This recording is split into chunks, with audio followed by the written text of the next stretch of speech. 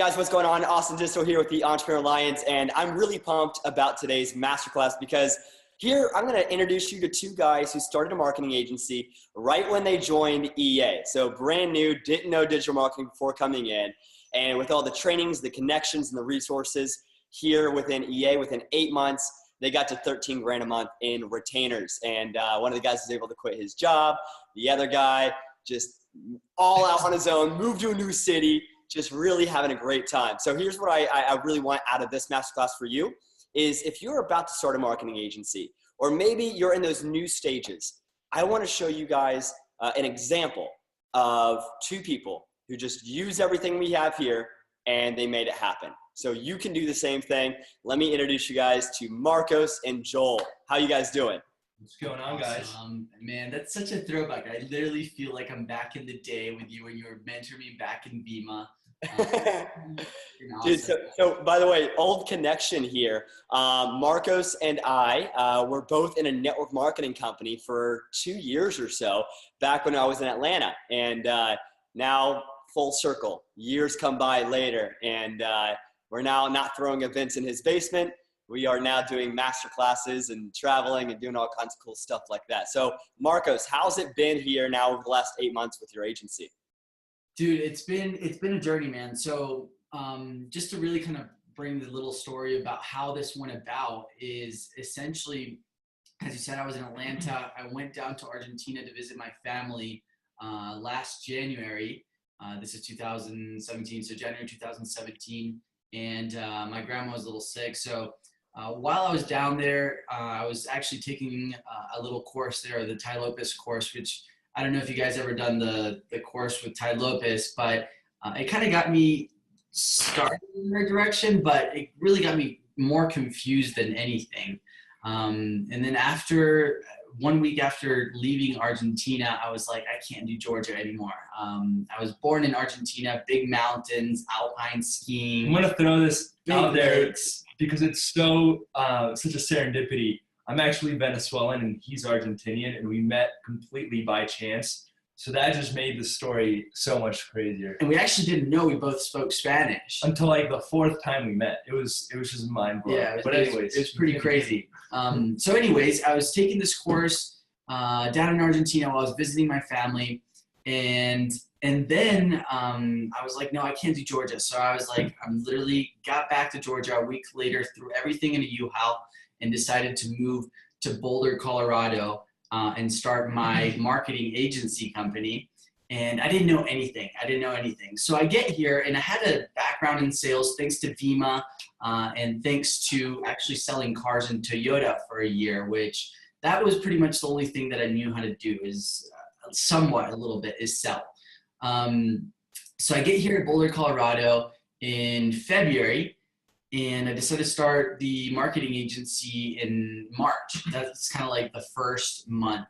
And I end up closing my first client thanks to going to a networking event called BNI.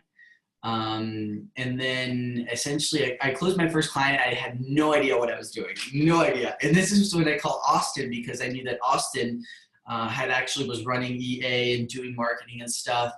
And so we get on this phone call, and Austin is like, oh my God, dude, you're doing everything terrible. Just because I had closed my first client at $1,000 a month, and I had only asked for $200 a month of marketing ad spend.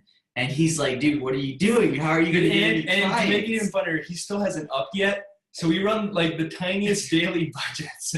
But like, we get like 1 or 2 clicks. Just to let you know, I asked him yesterday, we got an extra $250 for ad spend. Oh, we did? Yeah, we did. Oh, nice. So we are slowly going back up on the ad spend. So I closed the Honto Care is the name of the business, and started from there. I didn't know what I was doing. I call Austin, and Austin's like, here, you need some serious help, Marcos. So I get started with 6K Success. And then 6K Success is really where I began to really understand what I was doing wrong.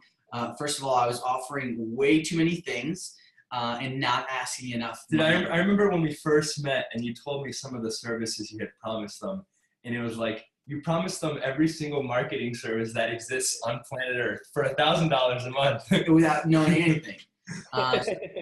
rebuilding the website myself. I was like, dude. Yeah, it was really, really terrible. So I learned a few things along the way. And I think from there, I closed 2 more clients. So I was up to 3. And then I met Joel. So I met Joel originally through just the meetup groups. I don't know if you guys are familiar with Meetup. But what's interesting, at this point, I had found out about EA through some targeting on Facebook. You guys released me with an ad. I got the ebook. I joined EA. The consultation one. Yeah, the consultation cheat sheet. Just to help me with the job that I was at. This had nothing to do with Marcos. So when we met, so I want to hear about that story too. It's like you were at a job when you started the agency, right? Yeah. So I was. How much were you making at your job?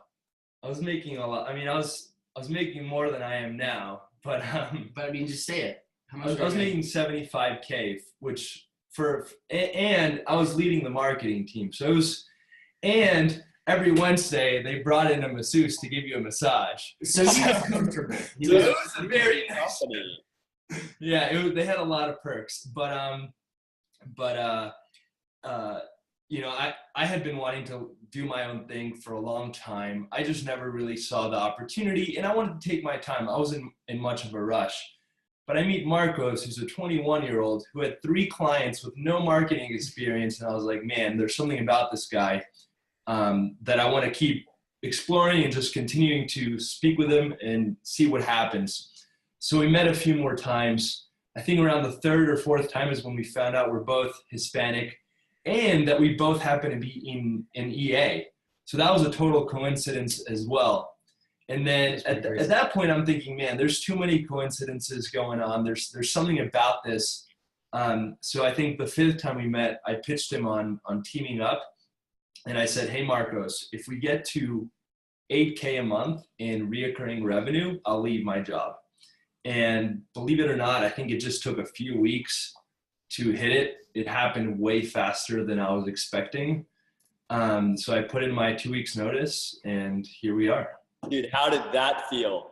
I mean, that's the dream, right? To be able to quit the 9-to-5 working for somebody else and to just totally work for yourself.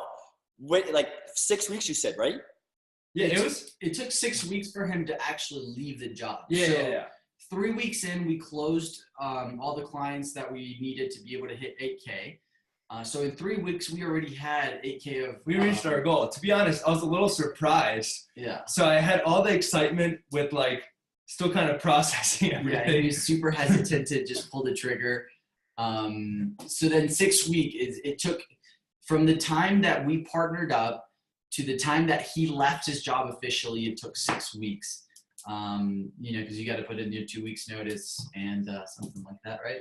Yeah, I mean, they were good people, so I wanted to be respectful and leave on a good note, you know. So anyways, so then we start this thing full time, and now we realize that was mistake number 1, I think, or mistake number 2, is that we had closed all different types of clients. We had an organizing company, we had an auto mechanic, we had a doctor. We had a gym that uses electromuscular technology. We had a gym. We had a furniture business. And so why is that bad in the beginning to have all of these different kinds of clients? Okay. All right. Well, the thing about having all different types of clients is that your brain space is all over the place. You can't really focus on one thing. There's no process to it. There's no like rigidity. It's literally you're focusing on one person, and then you're having to switch your brain completely, going from a furniture business or a gym to a doctor, which is completely different ways of marketing online. But to add to that, I would also say that a problem that I see a lot of people making is finding a niche too early. But I think we opened up the can of worms to way too many people. So what I would actually recommend is picking 3 niches. 3 niches that are easy niches, things that you know you can get results for, like a mechanic or a lawyer or a dentist or a chiropractor, sort of the typical niches we've been hearing about, I'd say, over the past 2 to 3 years. And a quick plug here, guys, is there's a masterclass called the 10 Best Digital Marketing Niches to to focus on, and that's by Alex Schlinsky. So if you haven't already watched that and you're trying to figure out your niche, go ahead and watch that masterclass. So, okay, at this point now, though, you have a few industries, but not just one, right? You guys, how many different kinds of clients do you have now? We Now, had 6. yeah. And they were hard industries too. I mean, we had an architectural designer. We had 2 artists in Boulder who just wanted to sell art. We had this unique gym that uses a specific type of technology, the organizing company. So, it wasn't niches that you could just watch a master class on and get some insight. So then we actually watched JR's master class, so plugging that one, and where he talks about how he's getting results for chiropractors. So I was like, Marcos, we got to get a chiropractor client. So then what do? Got a chiropractor. We go and get a chiropractor. Okay, So so there's explain to me that now, because I want to hear, like, in the beginning, you got to $8K a month in retainers. Pretty impressive. How did you do it? Through a paid strategy, cold email marketing, just hustle? So actually, it was all through BNI. Okay. All of the first clients that we had was through BNI. So I don't know. I'm pretty good at being personable in person, and so going to BNI's, going to these networking events was the way that I prefer to do it. Just because of my previous sales experience, I had no problem walking up to somebody and saying, "Hey, I'm Marcos. This is what I do." Not that it went that way. It took more time, but BNI was the bread and butter for those first few months. Now it's kind of changing a little bit because we have found our niche, and it's now becoming not as valuable. But if you are just starting out and you don't know where to go and you don't know what to do, BNI is a great place for you to go in there and just network with other business owners, because most of these business owners that are in BNI, they're between the ages of 35 to 65, 70 years old. They know nothing about marketing. They know nothing about the internet. You say Pixel and they're like, whoa, what is that? And it's perfect. That's who you're looking for. And that, just to add to that, what I would, if we could go back in time, I would have said, hey, Marcos, let's find just 3 types of clients in BNI, work with them for a little bit, see which one we get the best results for, and then focus on that niche. That's how we would have done it. I think that's a good strategy too. And like, part of finding your niche is, what do you get excited about doing marketing about? And what's your expertise in the past before starting your marketing agency? For you guys being an auto mechanic, I think that was probably an easy for you, Marcus, because you were working at Toyota. You kind of already knew the demographic and just really how the business worked. Now today, what are the 3 industries that you're focusing on trying to get clients in? So we actually started focusing after we got our first Chiro client. That's what we're going for. So we still have a few of the only 2 that have dropped is the Fit Tech, which was the gym, which actually to this day, I have no idea what happened. Let me tell you the story behind this. Is we literally close them as a client. They pay us the first month. And then we get them great results. Yeah, we got like in the first week, we got them like, what was it? Close to 150 emails in the first week. And then, so that was the first campaign. It was just an offer to get people to come in and sign up for a lifetime membership at FitTech. And then some time goes by because we wanted to tweak, we wanted to get everything better. We wanted to make it in par with their brand. And then we created a campaign that was bringing in about 7 leads a day. And for some reason, they were just like, this is not the results. These are not the kinds of results that we're looking for. We're like, no one else is seeing these kinds of results. Yeah, we were so confused. So to this day, I'm lost. I have no idea what happened. And then with the organizing company, what happened is I think we took a little bit too long just because we had closed so many clients that she felt like we didn't give her enough attention at the beginning, because we had just closed 4 clients and we were all over the place. Which is also like, that's a really tough situation to be in, is because maybe your agency wasn't set up yet in the right way to be able to quickly onboard and then do all the work in a streamlined manner. So I feel like systems play a part in this game. What kind of systems do you use now? Yeah, we hadn't even talked to any white label agencies or any contractors. We had no idea. So after we lost FitTech and the organizing company, we spent one entire week just going and talking to a whole bunch of white label agencies to being able to see, okay, who's going to be the right contractor from us moving forward so this doesn't happen again. Yeah, and I think on top of building systems, a huge reason why I think we lost them is because expectations weren't set at the very beginning. So now when we do an onboarding call, just like a kickoff call, where we actually take them through a Google form and they have to actually give a check under we have like 3 different expectations, and they have to check, yes, I am okay with this. Which very, very key moving forward now. Yeah, so I think we get them to check off that we'll be in control of the branding, the images, the copy, the landing page. And there is no second option. There's literally, yes, I agree. That's the only button. Yeah. It's like, I understand that Atlas Digital will control the ad copy, the images, and as Joel says, and then there's a little button that says, yes, I agree. And if they don't agree, I make it very clear right then and there before we get started that if you do decide or you do have ideas as far as wanting to change the copy, wanting to change the images, we accept that. But what we will do is we will A/B split test that and let the market decide whether it's a good idea or not. Yeah, not us, not you, the market. Yeah, just because if the client is very excited and wants to try something out, like we don't want to say no. So we'll just say, okay, we'll split test it. But we also have an expectation under what's the other expectation? Blanking out. We should actually pull that up because it's very, I mean, I don't know if we should pull it up right now, but yeah, you guys are welcome to share anything you want here on the masterclass. So if you guys have an onboarding document that you found to be a really great system, we can share that here beneath the masterclass. Sweet. Yeah, I'll share it. We can share that later. While Joel is doing that, I just wanted to go over like one question that has made me a ton of money while I was selling cars and also at the agency right now is I asked the question. So like, for example, if I'm emailing back and forth with the customer and they're kind of on the edge, right now everything is being virtual. I'm not doing one-on-one sales so much. One question that I send them over email is, hey, let me ask you a question. Is it the money, is it the product, or is it us? And this is if they're on the fence, yeah, or if they're just not sure. We just kind of so that question kind of brings up whatever objection it is.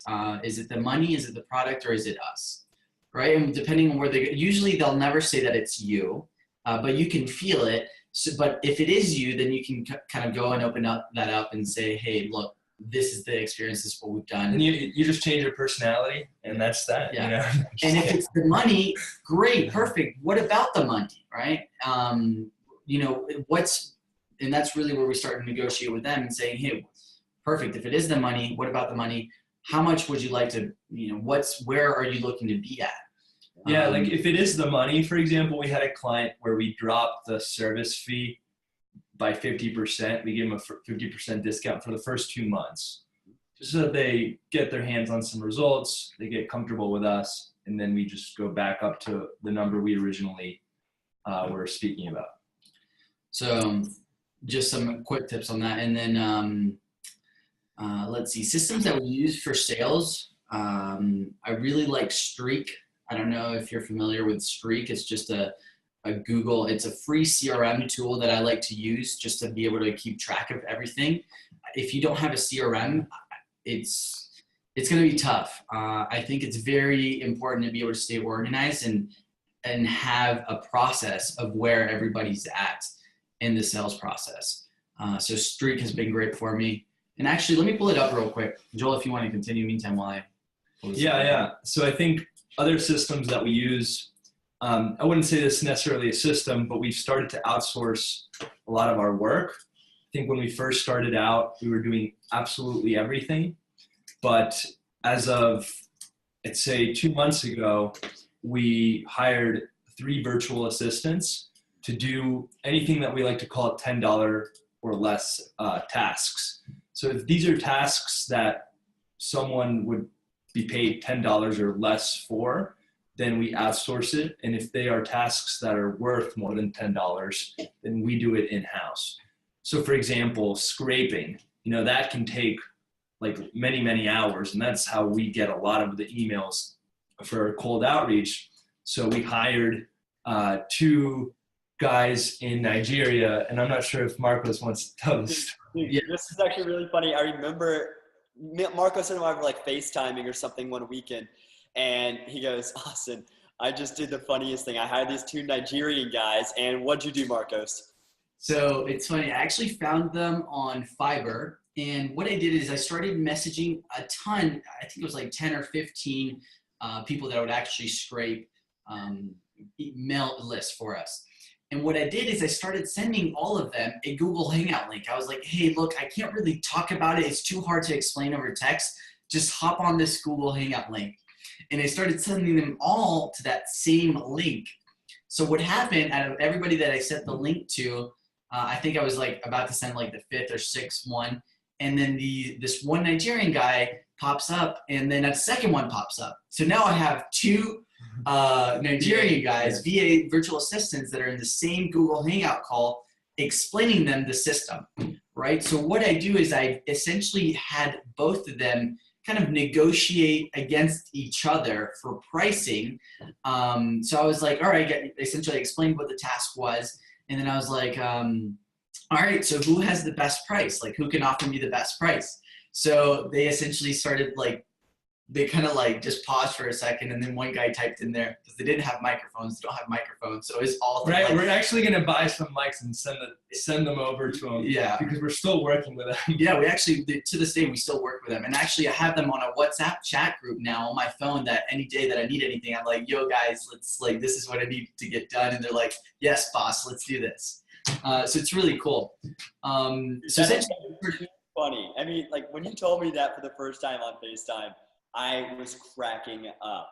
Now, in the beginning of your agency, you're also, Joel, weren't you the one doing the fulfillment, right? And then Marcos was doing all the sales. So you kind of tag teamed the clients, right? Marcos would go out, create the relationship, and then you would kind of come in as the expert that he could hype up and edify. Right. For sure. Yeah? Exactly. That's exactly what we're doing. And I'd say to this day, that's pretty much the same structure, except we are still taking on clients that are not chiropractors or dentists, but then we outsource those. So I will only fulfill clients that align with the niches we've selected, just because we've got the systems down, we've got the winning ads down to a T. The setup process only takes 2 to 3 hours.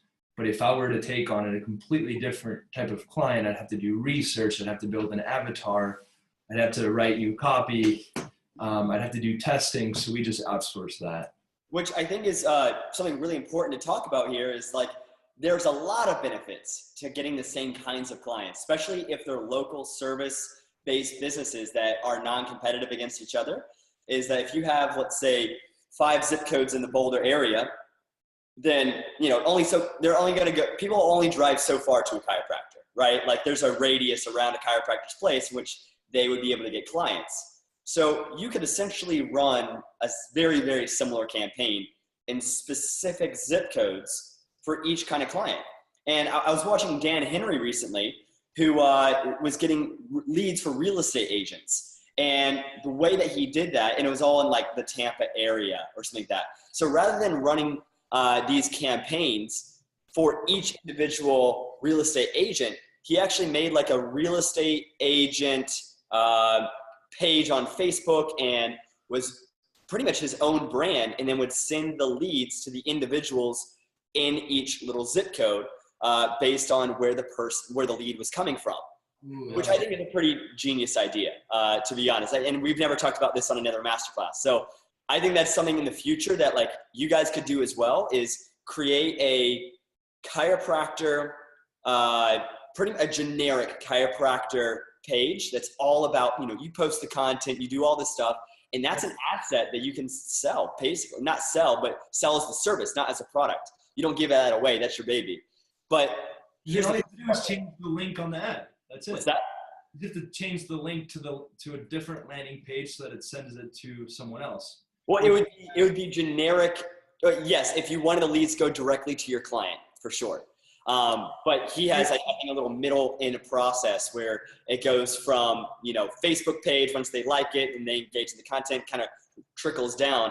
And he's essentially selling leads and not traffic, which is probably a better service, right? Like that's a more compelling service. I'm going to give you actual contacts and sales rather than just send a bunch of people. And you own the conversion part. And this is something that me and Marcos were talking about, I don't know, a couple weeks ago, is that, if their page sucks at conversion, it's going to make the traffic team look really bad, right? Like you can send all the quality traffic you want, but if their website is not mobile optimized and if you don't have proof, yes, without proof, it doesn't have proof. So look, all of these things, all over landing pages. It's on every single landing page. Yeah. And it's doing well for your clients, I'm sure. Yeah. Yeah. We saw a night and day difference, to be honest. Night and day difference. That's awesome. So look, that's the thing, is you want not only traffic and conversion. And I think that if you own the whole package together, that's a really valuable sell. And you can show them, like, this is your asset. Let's say you get your chiropractor page to 20,000 likes in the Colorado area, and then you are building up this warm audience already. Then you can, sell those leads individually. And here's the thing, as clients come and go, because sometimes they can't afford stuff, other times they just get weird or they move or whatever. We've all had clients drop out of nowhere, which I think that we talked about in a story earlier. And look, here's the thing, is if they go, you still own all of the process. You own the ads, you own the copy, you own the landing pages and all of it. And you can literally you can just bring in a brand new client and nothing changes. Austin, where can I find that Dan Henry video? I want to watch that. Dude, I have no idea. I literally have no idea. We're gonna have to get that one, because actually there's a real estate agent in my BNI group that I've been talking to, and she's about to make a decision whether what marketing agency she wants to move forward with. So if I have that process that I could actually implement, that would be pretty great. Yeah, for sure. Okay, so here's what I want to do for the rest of this masterclass is give me a few things that you really wish you knew when you started your agency. What are some the learning lessons that you've had, the growing pains? Because it's different to run an agency that's making $5,000 a month versus $15,000 a month. Totally different culture within the agency, between how you guys work, how you bring in other people, how you outsource. So walk me through maybe some of the learning lessons you guys have had. For me, one thing is Zapier. I'm more of a systems person, I feel like, than Joel a little bit. So one thing that's very, very different when we first started that I wish I would have known is to, like you said, Austin, create something that you can use a year from now, right? And I think we were talking about this a week ago or so. We were like, if you're not going to use it a year from now, then really think hard about whether it's important or not. I think that's one thing for me. I don't know. What do you have, Joel? I think I have a few things. I would find a mentor that's succeeding in the niche that you decide to go with at the very beginning, just because that's going to make your process so much easier, and it's going to increase your ability to get results. Just because I see so many people, they go down a niche that they've never worked with, they have no idea what to do, and then they start watching videos and learning, and that's fine. That takes a lot of time, and you're not going to see the fruits of your labor for a while unless you go on a learning binge. But even then, I'm not sure that's the most efficient way to go about it. So I would, if you decide I'm going to go with medical doctors, find someone who's willing to mentor you, who succeeded in that space, who can say, hey, this ad sucks, this ad is good, who can say you're doing this totally wrong, you're doing this totally right. That has been night and day difference for us.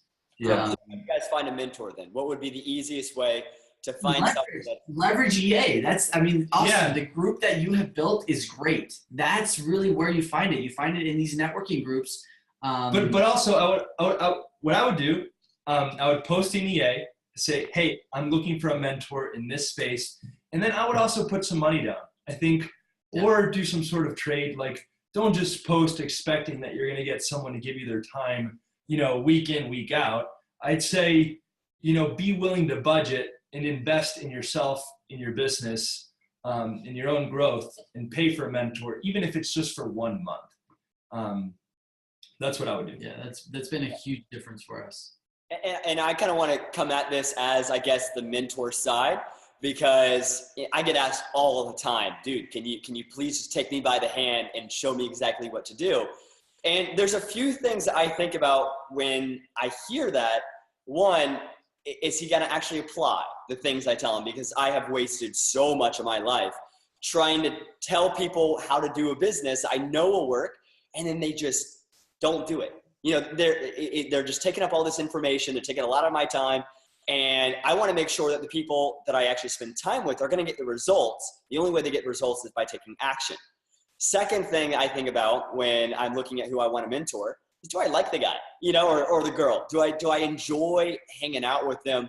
Can I don't know, mastermind with them too? Like, I want to be able to learn from my mentee, even if it's not at the same, for the same kind of service. Like, let's say, for example, I'm going to be mentoring you on Facebook advertising.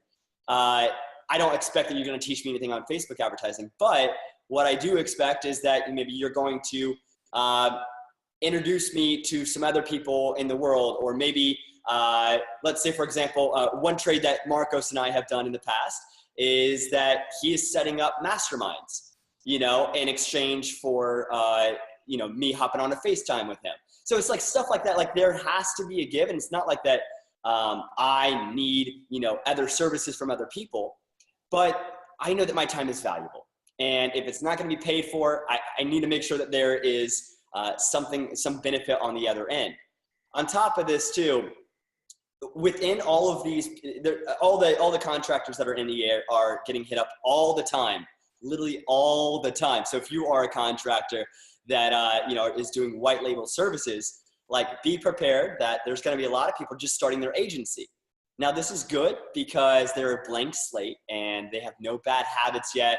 You can teach them how to sell properly and not overpromise and, set you up for a bad situation, which I find happens all the time with new marketing agency owners, is that they just oversell, right? Like, the expectations are out of the park, and, it's really hard for the fulfillment guy to do that. Marcus did that to me. He was like, SEO, that was the Google AdWords, Facebook ads, email marketing, everything. That's what we were learning. Yeah. And then I'm like, dude, SEO takes a while. And you were like, we need results like next month. Not with SEO. I think it was mostly just the Google AdWords. But yeah, that's one huge mistake that we did, or I did, starting out, was I offered way too much. And that was sadly from the Tai Lopez course. And that's why when I called you, you were like, Marcos, you're bound to fail if you keep doing this. And you were like, here's 6K success, read it, took it. And now I completely changed what we are offering, Which I believe one of the things that you're referring to specifically was your pricing structure. Because I knew that the way that you were pricing between your ad spend and your retainer was not scalable. Especially as you grow your agency, start hiring out other people and, creating expectations for the client. So, for example, go into like how you in the beginning were pricing it and then how you would recommend it now. Well, yeah, exactly. So what I was doing in the beginning is I was pricing it as if I was going to do all the work, which if I was going to do the entire work, it would have worked. It would have been perfect. But that's not a real business. That's not a real way to grow and scale a marketing agency, which is what we're hoping to accomplish. So at the beginning, what I was doing is I was charging like $1,000 with barely any ad spend. So we couldn't really outsource this to anybody. And now our pretty much our minimum, or the lowest one, is $2,000. And I'd also say that you can run into some problems by, like what you said, Austin, over promising too early, just because you're not naturally taking someone up the value ladder that way. You're kind of just starting up at the very top, but then where do you go from there? Whereas right now, our chiropractors who have just used us for Facebook ads are asking us about SEO and web development, and the conversations are happening naturally. We're not forcing them. So I think by starting small and specific, you also give yourself room to grow with a client, as opposed to starting at the very end. Yeah. So. All right. One more thing that I wanted to show is really the streak system. I found that to be, if you are in the selling portion of the business and you're looking to get started and you're looking for something free to be able to stay organized. Can you see it? Yep, I can. It looks like it's, for me at least, only half the screen. There we go. I want to see. So this is kind of the back end. It's called Streak, and Joel actually showed this to me. But it's very streamlined as far as what my sales process looks like. It's called Streak right there, and it's adds, free, right? Yeah, it's free. It adds on to Gmail. Calendly. First of all, Austin, thank you so much for showing me Calendly about a year ago. It's changed my life. So get Calendly, number one, and then Streak has made everything very, very easy. So this is essentially the sales process that I have. So first step is we send out emails now. And after they open up the email, it opens up a little card on Trello, and then I call them. Once I call them, it automatically gets populated into this little section right here where it's call one. So let me take that one step back. We're sending out, I'd say, 50 cold emails a day, and then the people that you see under the call column, it's only if they open the email. So if they open the email, we set it up through Zapier that they show up on Streak. And then Marcos gives them a call. Correct. And if you guys don't know what Zapier is, it is a connector between different apps and things on the internet. So you can have Trello and Streak talk to each other. The information goes from one to the other. Made a huge difference. So Zapier, Streak, and we use Woodpecker to send out the automated emails, which actually we have an automated of 5 sequences, 5 emails that we send out. And when they respond to one of the emails, it takes them off the sequence and they pop up. If they respond, they pop up right here in the contacted section. And then it's very self-explanatory. So I know it might look a little complicated, but it's all fully automated. All Marcos has to do is put in the emails into Woodpecker. Then Woodpecker sends out all the automated emails, and then if they open the email, they end up showing up under call, and then all Marcos has to do is call and start the process. Yep. How long does this take to set up? Streak will take about, Streak, you just download it. It's super simple. And then you the whole process from, Streak, Zapier, Trello. And by the way, Trello is a project management tool, right? That's how you guys use it? Yep. Yeah, which Trello is great as well. I'd say it'd take about a day probably if you don't know what you're doing. If you do know what you're doing, it'll take 3 hours probably and that's kind of pushing it a little bit. But yeah, it makes everything really, really simple. And here, let me show you the Trello board. And what I like about this, Marcos, is I feel like this is what you've learned maybe at your car sales position, which is a very systemized sales process. You learn how to do this by professional sales guys. Obviously, the car industry is on their game when it comes to Fortune is in the follow-up, right? So I feel like that's what has spawned this. I've never seen quite a sales system like this before. Are you bringing in a lot of that previous knowledge? Absolutely. Yeah, that's kind of the only thing I really knew how to do or add value is just really the sale is in the follow-up. That's it. If you're not following up, you're probably not going to sell. And if you're not organized, it's going to be very hard for you to follow up consistently. Exactly. So when people open up that email, it gets added right here into the opened email. And then what I do is I go in here, search the email, and then I call them. So, and then that's call one. Once I call them the second twice, I move it to call two, call 3. And that's it. But really, I wanted to show this in the class just because it's added so much value to my life that I feel like if anybody else out there does apply it, it can only help. And then just kind of showing you how we organize stuff really quickly is we only focus on one thing at a time and then done. We use Trello board. This is Trello, by the way, if you've never seen it. But yeah, a Trello board for each client as well. Correct. Yep. We have a Trello board for each client. Yep. And then it's set up, we try to keep it super simple. So again, it's just a to-do list. One thing, it really should just have one thing. And then done. And then there's a back burner in case we have like any ideas, but it's not important right now. And like we want to keep the to-do list, things that we need to get done, and then back burner are things that maybe we'll do later on and maybe we won't. And then right here also what we do is we add, so right here where it says invite, that's where I add my virtual assistants. So I know exactly where they're at in the process. So if I tell them to do something, I say, all right, here, this is the job. I add their email and I teach them how to use Trello and make a quick little video using so this little screencast, upload it to YouTube, send that to them, showing them what they need to do. And then here, go get it done. So we're now finally creating the systems and everything's in place to where essentially at some point the agency can run without us being here, which is the goal, right? Is building a business that, building a business, not a job.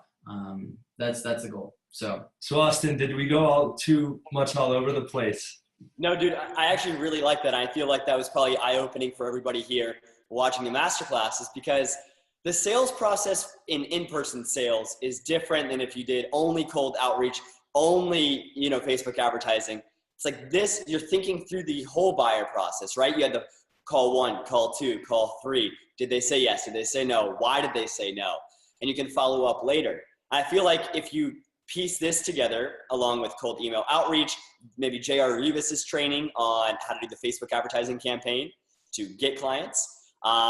Then there's the audit one. Have you guys ever done an audit for a company? All the time. I mean, we essentially, my sales process is, the first thing is we send that email. The first call is we say, hey, did you get my email? When I call them and they answer, hey, did you get my email? Hey, what did you think? Is this something that you want to try out? If it is something that you want to try out, what we do is we send them a little video using screencast.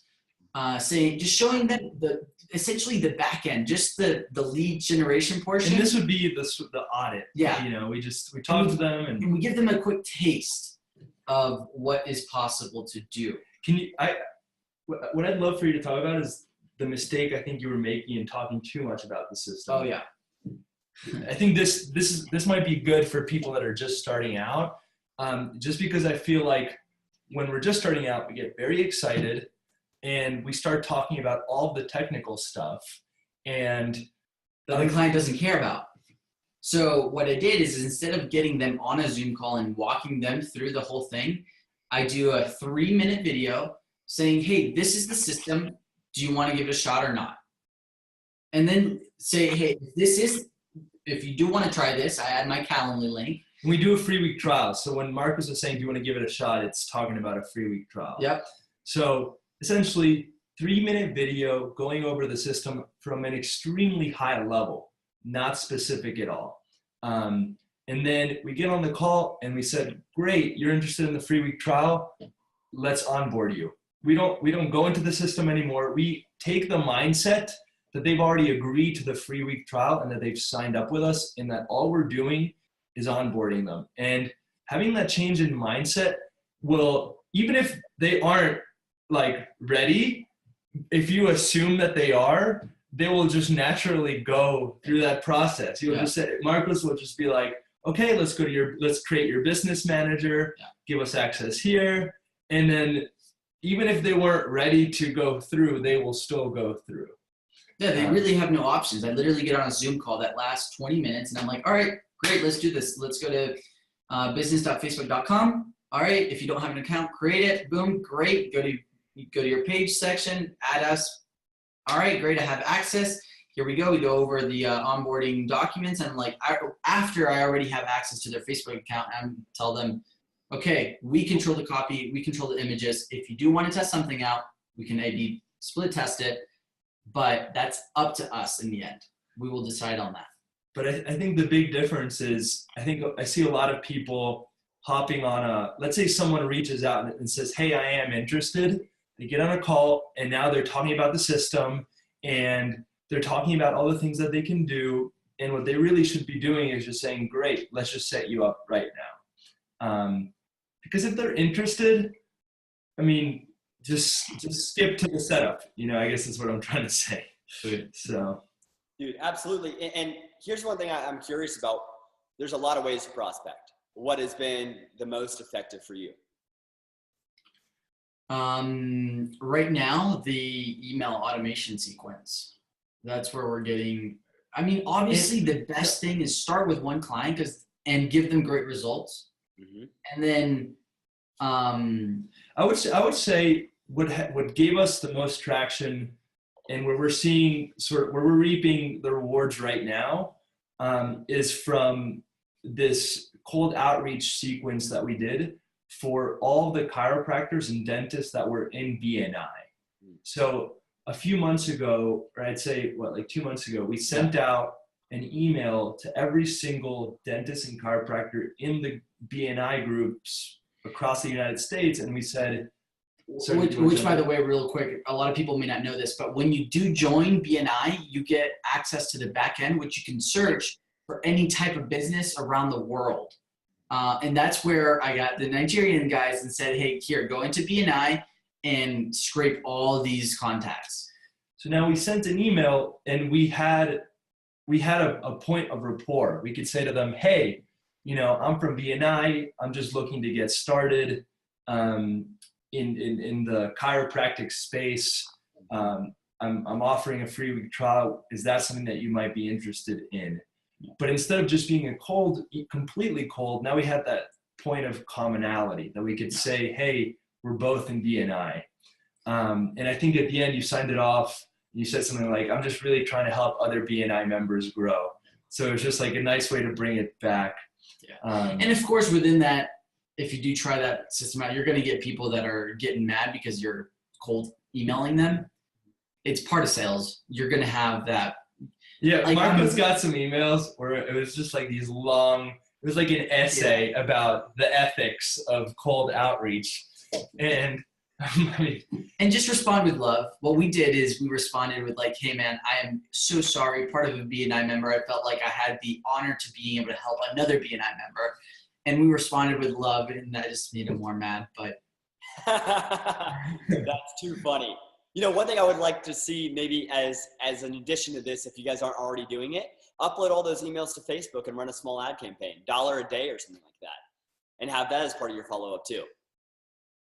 That'd be really easy to do, and just say, hey, here's my Calendly link, or maybe would you like a free audit or anything like that? Have that as part of your whole sales process, because that's a really easy thing to do. We tried that and it ran for one day. We got 2 appointments and then Facebook changed their whole entire algorithm and we haven't done it yet.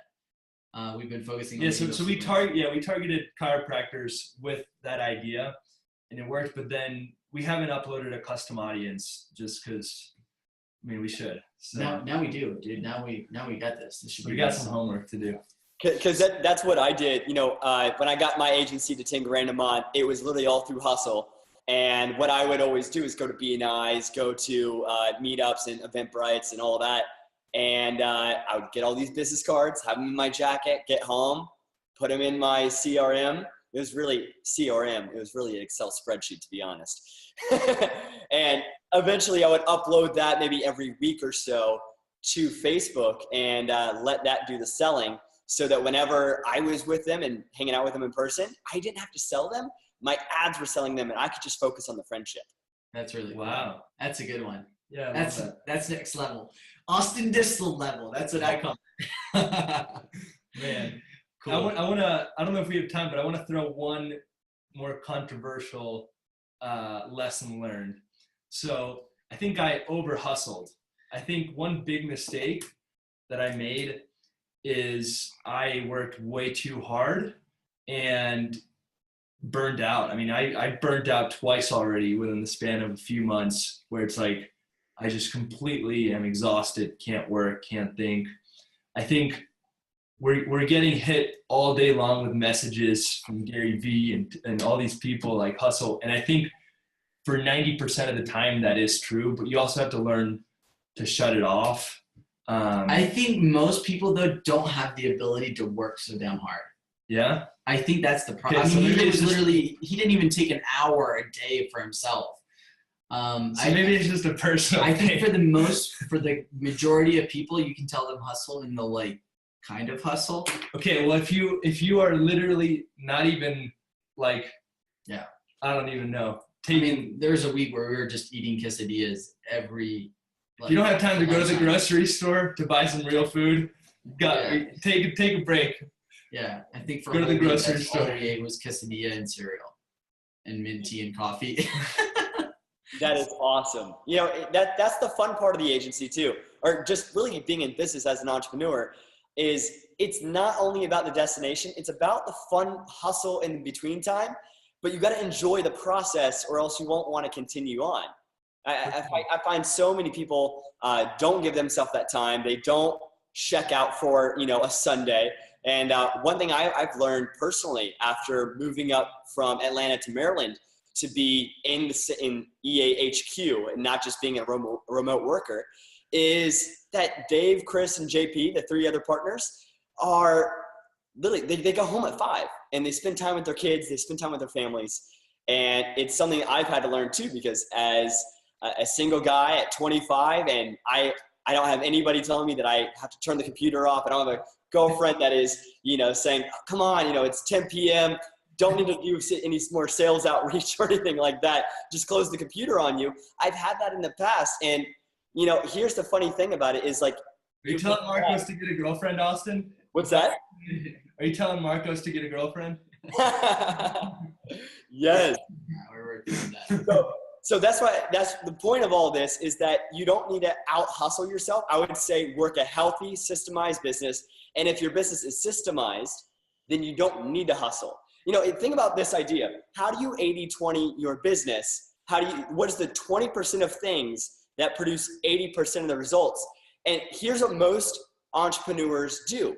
They say, I need to go down, let's say that back in the Flintstone ages, there was 2 modes of transportation. You could either run or walk. The only difference is how fast you get there. But then somebody came up with the idea of the wheel.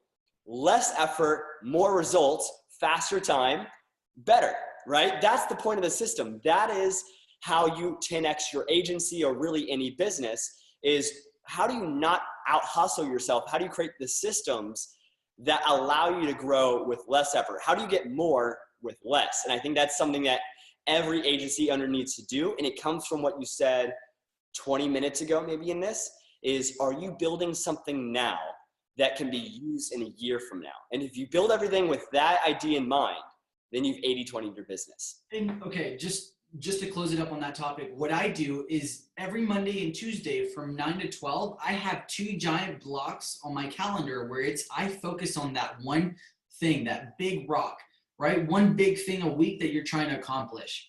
And then can you just share the screen real quick, Joel? Sure.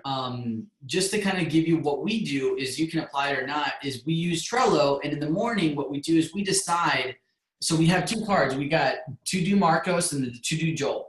And then we have the doing now, which is we decide every morning, what are the big tasks that we need to accomplish that day to get us to our goal? Yeah, and essentially, we're 80-20ing our tasks by saying which are the tasks that are going to give us the greatest ROI. I really like this philosophy as well, because, when you look at one thing, right, you need to have one thing in your life, in your business, that if you did this, everything else would be either easier or obsolete. And if you just focus on that one thing and ignore everything else that's on the to-do list, literally your business will 10x. Here's the thing. A lot of people have this huge to-do list and they ignore the one thing. They said, out of all 10 things, there's maybe 1 that's really good for the business. And then there's 9 that aren't so good for the business, or maybe they're good, they're just not as productive. So they do all 9 because that feels like, oh, they hustled hard, they got all of these things done. But if you get all 9 things done, but not the one that really matters, then you've lost, right? Like out of all the goals that I set every single month, there's probably 10 goals. One's really hard, but it's really important. That's how many new trials, how many new members, how many people churned, how many people stayed, right? And if I focus on those, everything else becomes easier, obsolete. And I have like ideas. I want to do masterminds, and I want to, have all these really in-depth training programs. And there's so many cool things that we could do here in EA. But I need to make sure that I do these leading metrics, because all the following metrics come into play if I knock over that one domino. I think you guys have done here on your Trello board. Exactly. You've read that book, The One Thing, right, Austin? Yeah, of course. It's a must. That and The Slight Edge, I think, has made a huge difference. But it is tough, though. I mean, like, breaking that mindset and focusing on the one thing, like, I'll admit to this day, I get teased by the other 9, a lot of the time.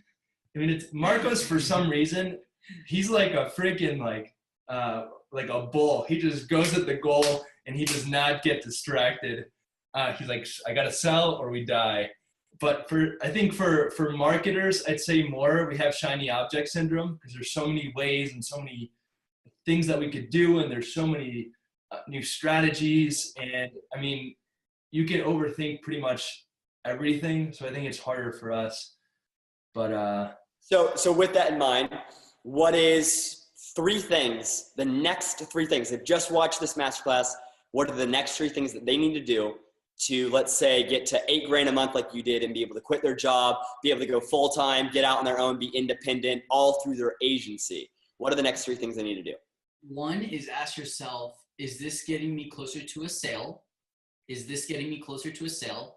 If no, if yes, continue. If no, drop what you're doing and ask yourself, why not? This is something we asked ourselves every day for, I'd say, the first 30 days. And I think that's why we saw the rapid growth. We actually wrote it on the board. Yeah. And anytime either of us was not doing something that was getting us closer to a sale, we'd literally be like, yo, dude, let's get back to it. So that question alone, I'd say, has made us thousands of dollars. After that, I want to dive in more into that, because I think it's a perfect point, is that it's about sales. How do you grow an agency? Because your business is nothing without sales. You're just a guy that loves digital marketing if you have no clients, right? So how do you get clients? And for myself, when I went through the 6K program, almost 2 years at this point ago, it was like back in 2015 or maybe early 16. And I only went through the first one, very first chapter, before I got within 4 days of starting 6K Success, I got my first client. I didn't even know how to do the onboarding. I didn't even know, how to set up the pixel or any of that. I just saw, okay, I priced at $1,500 a month, a minimum ad spend of $700 for me to be able to get results for them. I need to find a contractor, and now I sell. I didn't need to know how to do it because I had somebody else do it for me. I just need to know, how do I grow my business? And that's from those leading metrics. How to get more clients? More sales. That's it. That's it. Focus on sales. That is, yeah, I would say we could talk 3, but I think they all revolve around sales. If you're just starting out, don't worry. You don't even need it. Like, we spent like a week on the website, and then Marcos was ready to kill me. Jesus, I was like, dude, the clients aren't even going to go to our website. They don't give a shit about our website. So really, like, prioritize sales. Like, I don't know. Download Calendly, download Streak, and ask yourself that question. Those are the 3 things. Am I getting closer to sale? If yes, continue. If no, drop what you're doing and ask yourself, why not? And I think that's a great point too, is look at all of those out of the 10 laundry list, and you have all these 9 that you do, but not the one that's important. The one that's important is sales. And then the other 9 is website, branding, getting an LLC. All of these things are in the startup of a business that you feel like that's what creates the business. No, an LLC doesn't make a business. A website doesn't make a business. None of that makes a business. What does is a customer. The moment you have a customer, now you have a business. It's transaction of money between 2 people. And I think you'll enjoy the oh shit moment once you have your, like you explained earlier, Austin, where you get your customer and you don't really know what's next. So I think What is EA's motto? Go fast and break shit. Yeah. Let's do it. Paraphrased, and yes. Go fast, break things. Obviously, you guys can see I'm not here in the normal studio. I'm actually about to do the Atlanta Mastermind here, recording this real quick in the lobby of my hotel. So yeah, that's why we have a little thing here. Part of being a digital nomad, I guess, right? But Marcos and Joel, thank you guys so much for sharing your story. If anybody wanted to reach out to you guys, what's the best way? Facebook or email. Yeah. Email Marcos at goatlasdigital.com. Yeah. And then Marcos Joel, at goatlasdigital.com, and then Joel at goatlasdigital.com. Or through Facebook. Just hit us up through a message on Facebook. We'll get back to you guys. Yeah. For some reason, I tend to be less responsive. I took this tip from Austin about putting my phone on sleep mode during the day. So I do that, and I don't look at my messages on Facebook that often. I'd say I want to add one last thing. After you focus on selling, if you do get your first client, the first thing I would do is start watching EA. I think like we learned a lot of the execution and fulfillment aspect of things through the actual lessons. I think that's a great place to start if you aren't going to outsource to a white label agency. So, dude, awesome, guys. Thank you so much for sharing all your wisdom to another 13 grand a month. Maybe next time we'll have you guys share when you get to 30K a month. Super excited for you guys to be here and sharing your story. Cool. Awesome. Austin, thank you so much, man. And dude, to be honest, I can't be enough. I'm just so grateful to everything that you've done to us and being able to mentor us. So Austin, thank you so much. Appreciate it. Absolutely, guys. Thank you so much for watching this masterclass. I'll see you on the inside. Now, here are some interesting facts about the mastermind, which give you an idea of how important it is and how necessary that you embrace this principle and make use of it in attaining success in your chosen occupation. First of all, it is the principle through which you may borrow and use the education, the experience, the influence, and perhaps the capital of other people in carrying out your own plans in life. It is the principle through which you can accomplish in 1 year more than you could accomplish without it in a lifetime if you depended entirely upon your own efforts for success.